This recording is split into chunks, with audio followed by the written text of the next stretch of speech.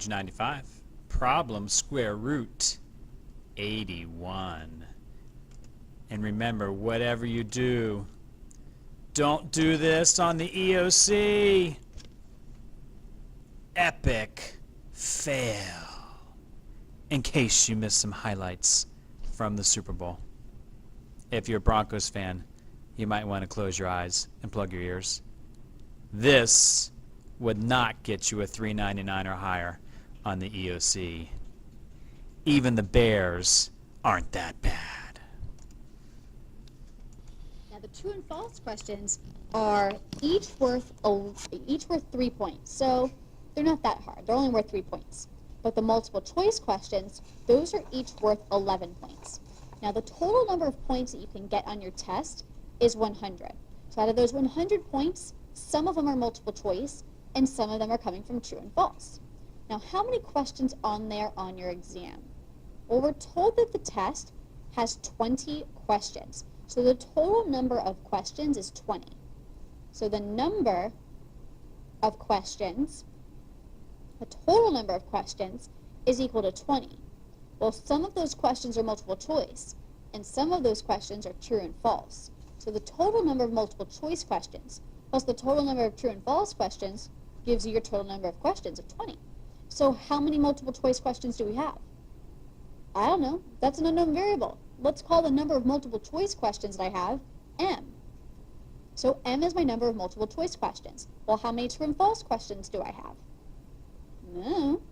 I know that I have 20 questions total. Some of them are multiple choice, and some of them are true and false. So my number of multiple choice questions plus my number of true and false questions equals 20. Let's call my number of true and false questions, let's call that t. Let's call that t, number of true and false questions. Well, what else do we know about this test? We know that the total number of points that you can get on this test is 100 points. Where do those points come from? Some of the points are from multiple choice questions. Some of the points are from true and false questions. Well, what's the total number of points that you can get from multiple choice questions? Well, each multiple choice question is worth 11 points. 11 points per question. 11 points per question. That means the total number of points that you can get from a multiple choice question is 11 times the number of multiple choice questions. For each multiple choice question, you have 11 points available. All right. What about true and false? How many points do we get from true and false? Well, 3 points for each of them.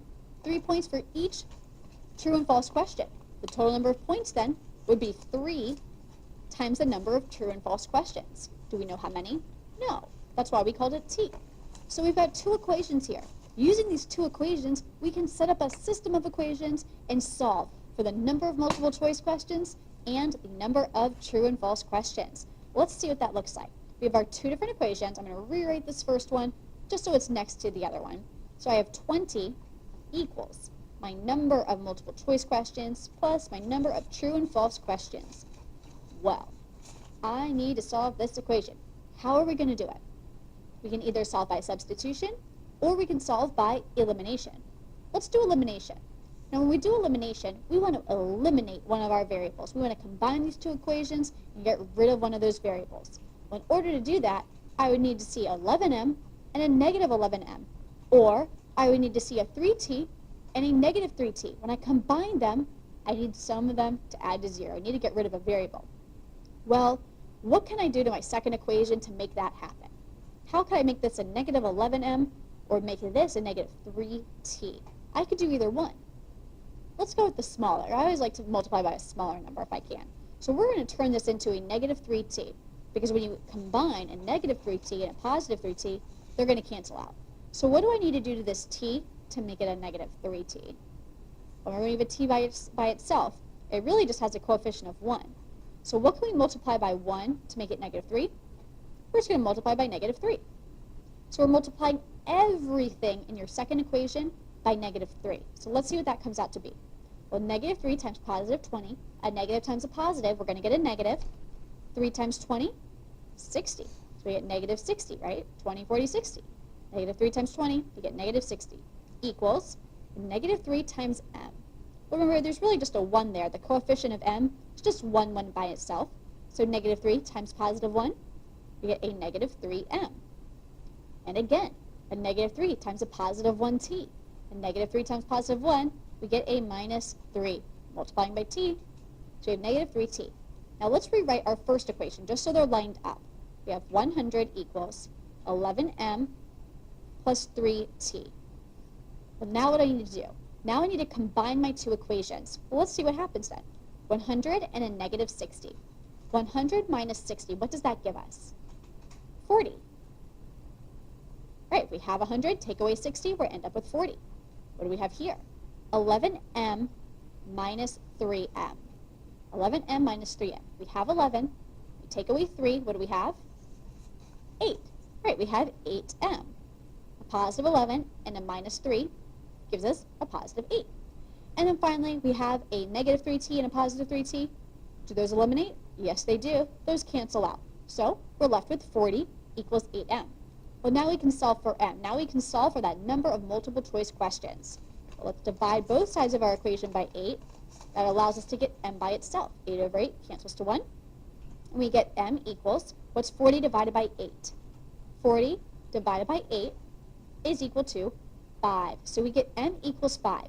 The number of multiple choice questions on this exam is 5. Now, I know that's what the question asked us for, but we can also figure out the number of true and false questions. Remember, the total number of questions on your test was 20. You have 20 questions that you have to answer. 5 of them are multiple choice. Well, if 5 of them are multiple choice, how many of them have to be true and false? Well, if there's 20 questions total, 5 of them are multiple choice. The other 15 need to be true and false. Remember, our total number of questions was 20. Some of them are multiple choice. Some of them were true and false. Well, if our number of multiple choice was 5, that gave us 20 equals 5 plus the number of true and false. Let's solve for the number of true and false. Subtract 5 from both sides. And we got, that canceled out. That leaves us with t equals 15. So we had 15 true and false questions and 5 multiple choice questions. Great job on that question, guys.